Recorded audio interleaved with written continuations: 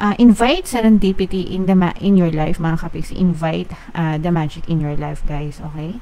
So, kailangan, sabi ko nga, guys, no, dapat positive lang tayo palagi, mga kapiksi. Okay? Para, kung baga, ito'y uniquely beautiful, mga kapiksi. So, parang palaging, ibig sabihin nito, parang palaging tinitingnan yung mga magaganda sa paligid, guys, no? And this card represents good luck, swerte.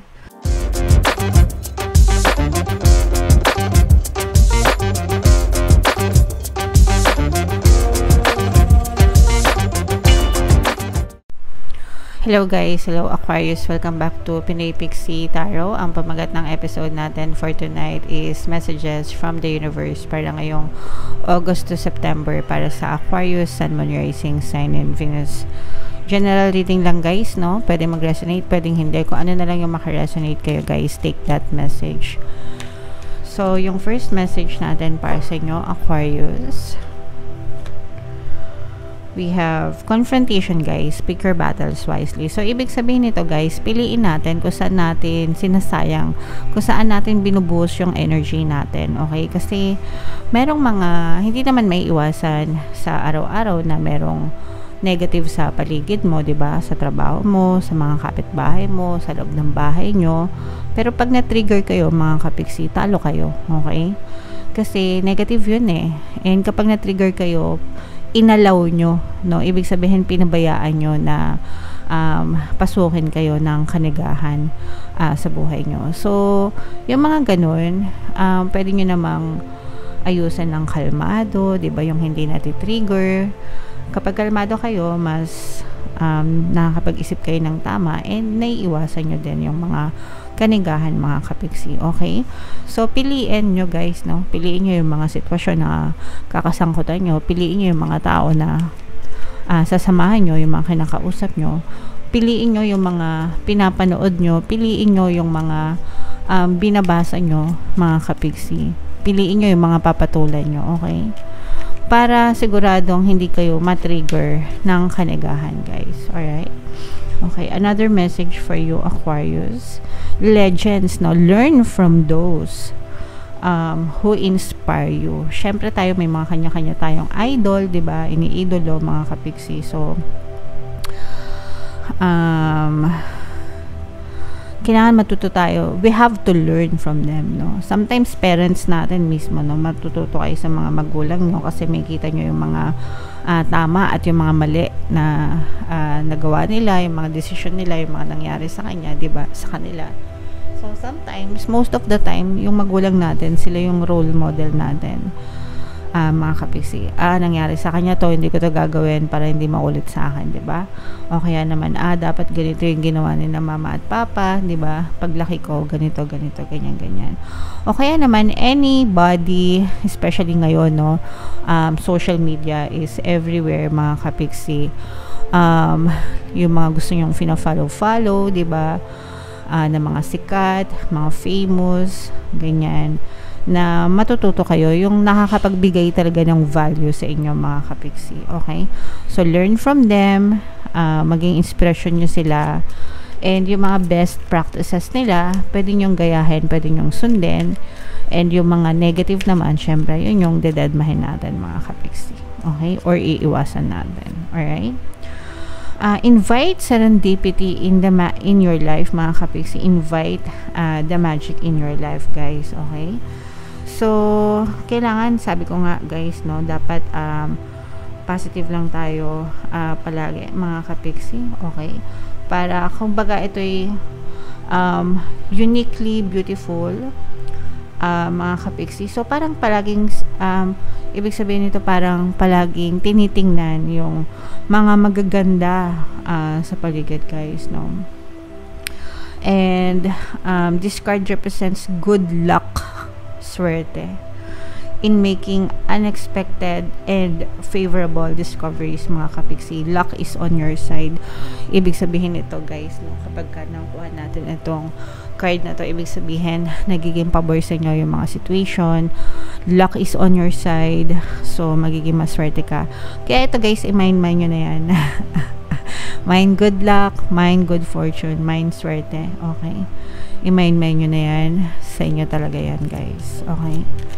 Tingnan natin what else. Ano pang message for you, Aquarius? Face your fears. Ito talaga na importante. Ito, labanan yung takot. Harapin ang takot. Actually, wag nyong i-entertain yung takot. Wag nyong isipin yung takot, mga kapiksi. Kasi it's just a state of mind, no? Nasa isip lang siya. Fear is just a state of mind. Natatakot kayo kasi iniisip nyo. Pero kung hindi nyo iniisip, yung mga nakakatakot na eksena, hindi siya mag-exist, no? Guys, 'di ba? So, yeah, harapin ang takot, mga kapiksi. Sabi nga dun sa Dune, no? Sa yung author ng Dune, mga kapiksi. Kung hindi nyo pa napapanood Dune part 1, part 2, sana may part 3. Kasi bitin. Sabi nga dun ng mama ni Paul, fear is the mind killer. It's a little death that brings obliteration. I must not fear. No? So, i-comment nyo sa baba, guys. I must not fear. Fear is the mind killer that brings a little death. Ano? Fear is the mind killer. Ay, nakalimutan ko na tuloy.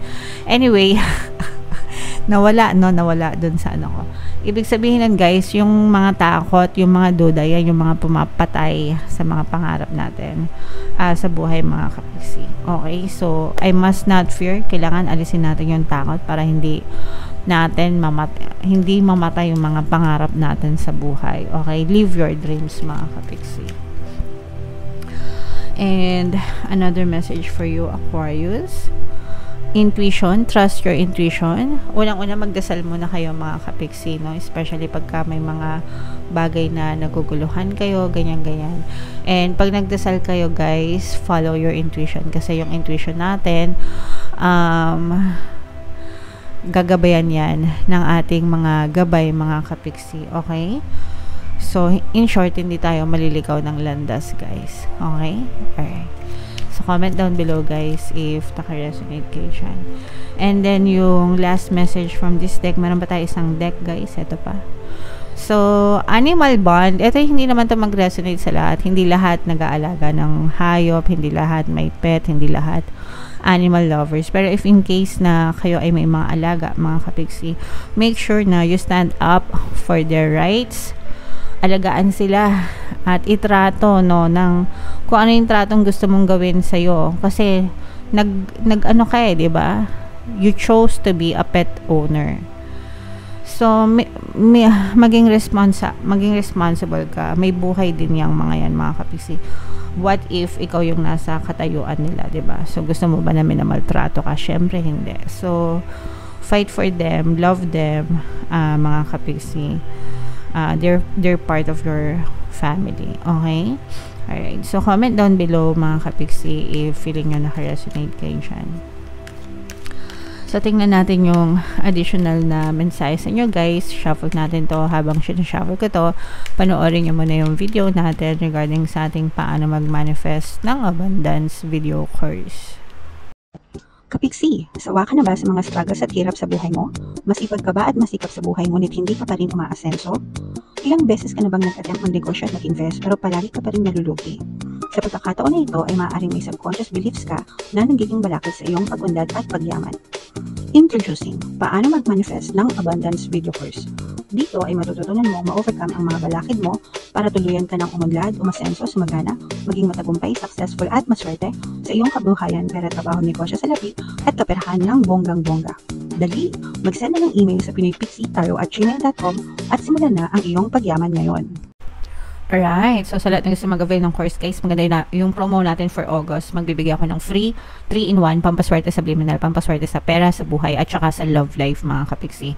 Worth 1,500 yung freebie na yan, so i-avail nyo na, guys. Sobrang ganda. And meron din tayong bagong course, guys, paano mawala ang third party at magkaroon ng harmonious na relationship para mawala yung mga kabit ng jowa nyo, guys. 30% discount naman yan until August 31, so i-avail nyo na, guys. So, ito yung ating message for you, guys. I-close up natin para mabasa nyo rin, no? Sing healthy songs for the world.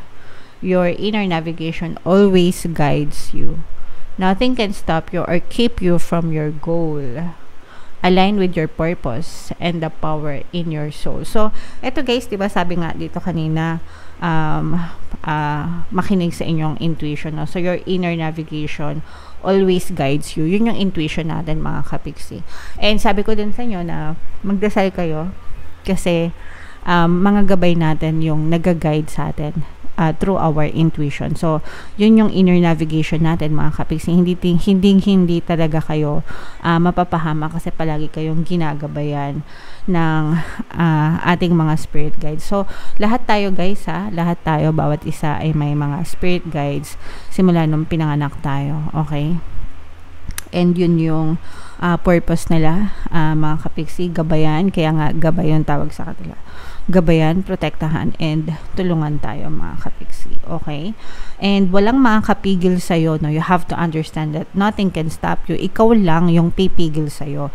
Kaya nga sabi ko sa inyo, guys, diba, face your fears. Kasi etong mga fears mo, yan yung pumipigil sa'yo. So, ikaw yung nagpupush sa sarili mo, and ikaw din yung pipigil sa sarili mo. So, nothing can stop you except from yourself, mga kapiksi. So, make sure na alisin nyo yung mga fear nyo, yung mga doubts nyo, para hindi nyo mapigilan yung sarili nyo to achieve your goals and your desires in life, mga kapiksi. You have to align yourself with your purpose. Ask yourself, ano ba yung purpose mo sa buhay? Or kung hindi mo alam, ano na lang yung goal mo sa buhay, okay? And, you have to be aligned. So, ibig sabihin, kung ano yung goal mo sa buhay, kailangan yung energy mo align dun sa goal mo. Hindi pwedeng maganda yung goal mo, pero yung energy mo nega, hindi talaga siya align. So, hindi talaga magmamanifest yung goals mo kapag ka ganun. Okay? So, dapat, parang ano lang yan guys, AM, tsaka FM station. Okay? So, kahit kung gusto mo makinig ng tugtog sa FM station, pero ang radyo mo ay nasa AM, hindi mo talaga maririnig yung mga kanta sa FM kasi naka-tune in ka sa AM. So, ganun din yon. Pag negative ka, hindi mo talaga ma-experience yung nasa positive kasi nga, naka-negative yung frequency mo. Okay? Ganun ko siya ine-explain para maintindihan nyo, guys. So, that's why sinasabi natin na be positive para yung thoughts mo align dun sa goals mo, dun sa desires mo, para ma-align ka sa tamang frequency and ma-avail mo or ma-experience mo yung mga gusto mo. Hindi natin sinasabi na be positive or think positive na para pang motivate lang. Hindi ganon, mga kapiksi. Sinasabi natin yung be positive, think positive para ma-align ka dun sa goal mo, hindi para ma-motivate ka lang. Okay? It's not about motivation, but it's about alignment to your goals, mga kapiksi.